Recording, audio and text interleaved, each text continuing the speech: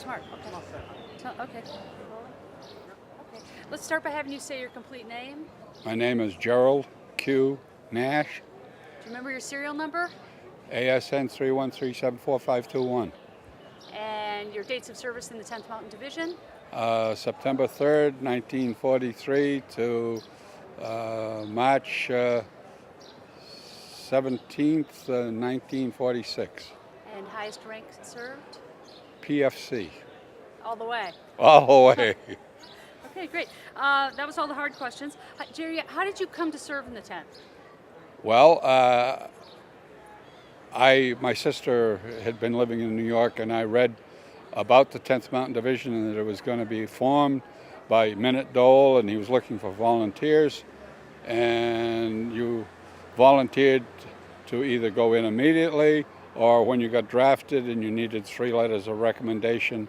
And I sent that in, and I waited to be drafted. Fortunately, when I went in and was to go in on September 3rd, I had some rashes on my skin. My doctor said they wouldn't let me go in for a while.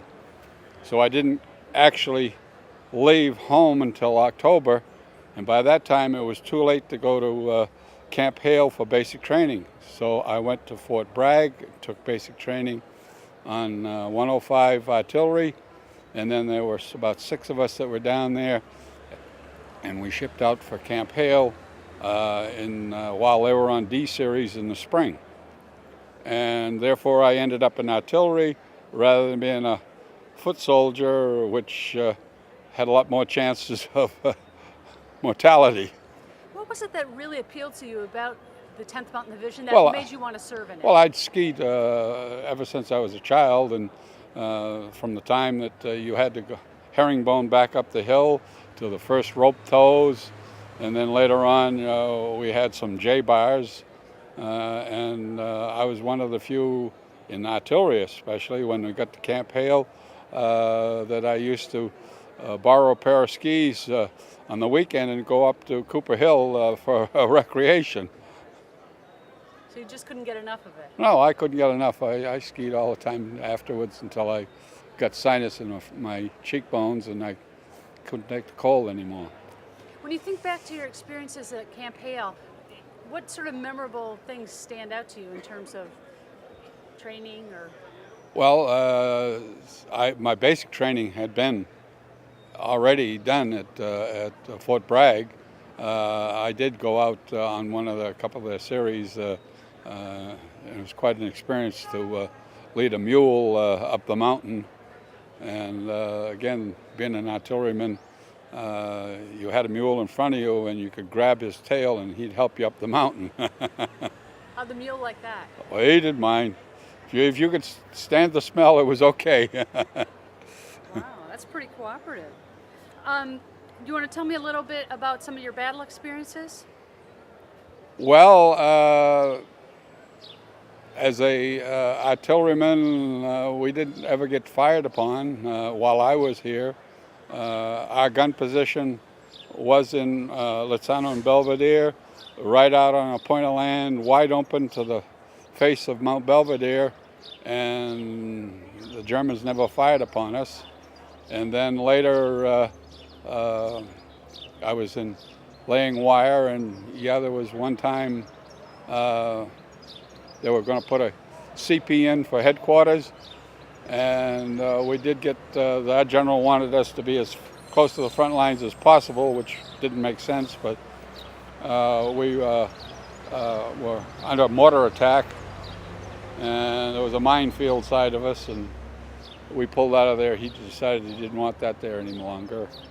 So that's basically, I never got shot at other than that.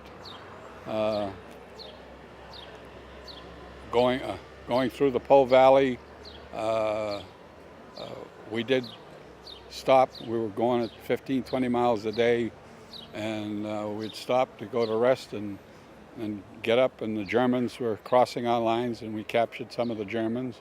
And then the Germans were ready to give up, and they were coming streaming down the road with their hands in the air. They didn't want the war anymore.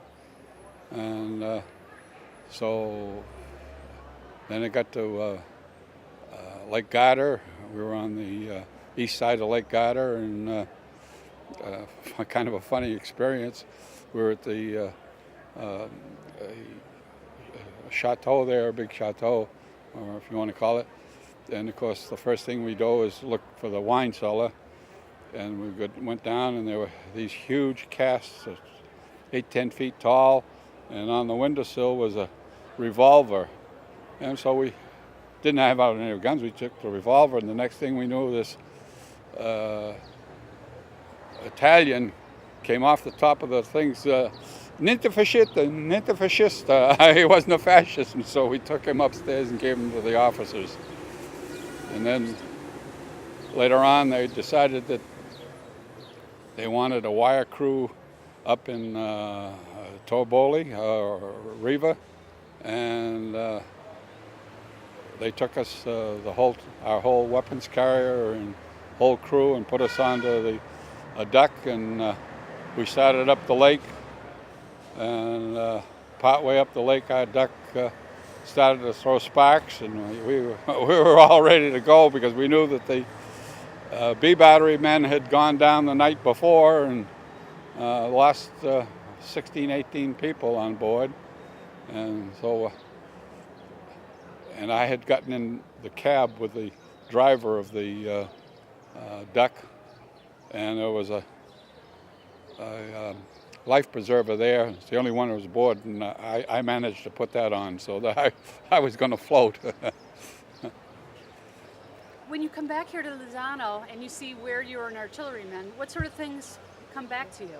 Oh, we enjoy it. We've met a lot of people, made good friends over here.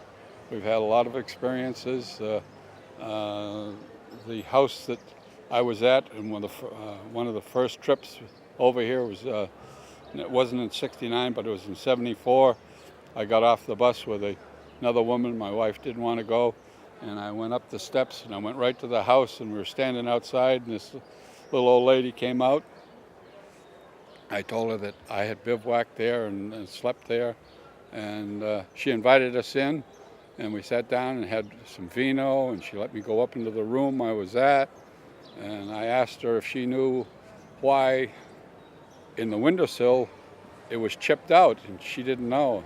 And I says, well, you had to have the room shuttered at night, and we'd have to go down 3 or 4 stores to go to the toilet, and I'd gotten a piece of lead pipe and I put it in there so that us fellas didn't have to go go all the way downstairs.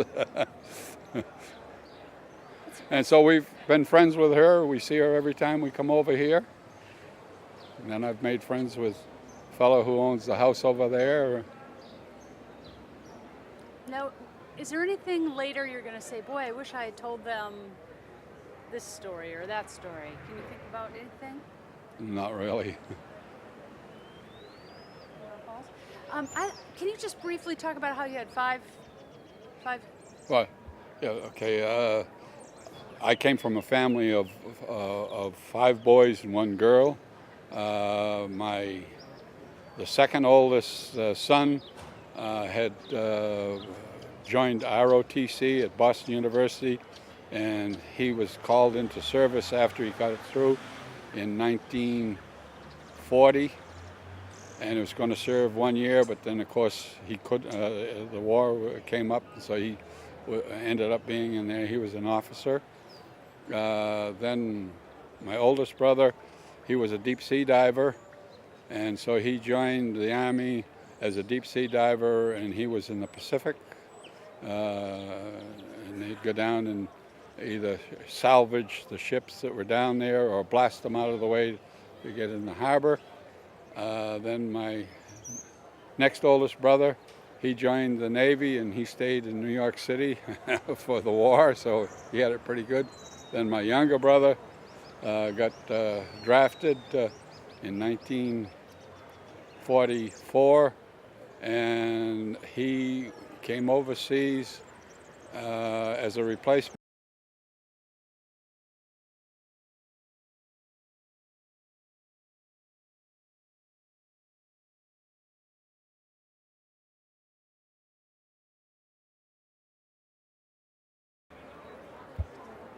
This is part 2 of Jerry Nash, continued.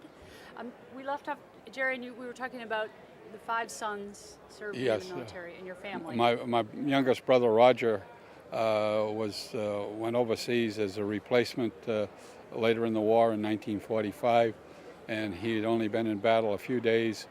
He was just going into Germany by the Rhine with, I think he was the 87th outfit or something, and I believe he got hit by a mortar shell and died 2 days after he turned 19.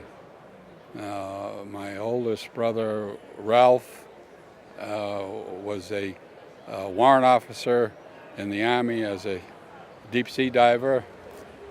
My next oldest brother, Lawrence, was in the Quartermaster Corps, and he was a captain.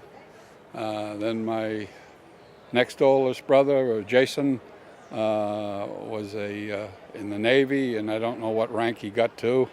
And then I obtained the great rank of PFC as Gerald Nash, and my younger brother, Roger, was just a private.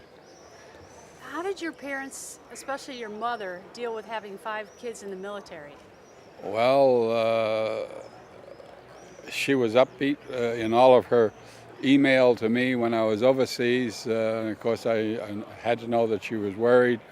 But when they heard about his death, they couldn't believe it because they had been told that he was just missing in action, and they hoped and hoped and hoped that he was somewhere. But when they finally realized that he was dead, they just never got over it. They took it very hard. And they used to have a light that they left on 24 hours a day as a memorial to him in the house. And we brought him back several years later and buried him at our home city of Nashua, New Hampshire. How did being in the 10th Mountain Division affect your life? Well, I guess like everybody, we matured quite a lot, and we had a whole different attitude when we got back. And I probably, before I went in, wasn't ready to go to college, but when I got back, that's what I really wanted to do, and I did. I was one of the latter ones of the whole outfits to get out because I didn't have enough points. So I was in until 46, and therefore all the colleges were full, but I was told by University of New Hampshire if I went to the Keene Teachers College, they would take all of my credits, so I went there for the summer and 1 year, but I really wanted to go to Boston University, and I applied and I was accepted, and they accepted all of my credits except my math course. They said they had their own kind of math and they wouldn't accept anybody else's. Is there anything else, Jerry, you want to add? No, I guess that's it. Thank you very much, Thank Abbie. you.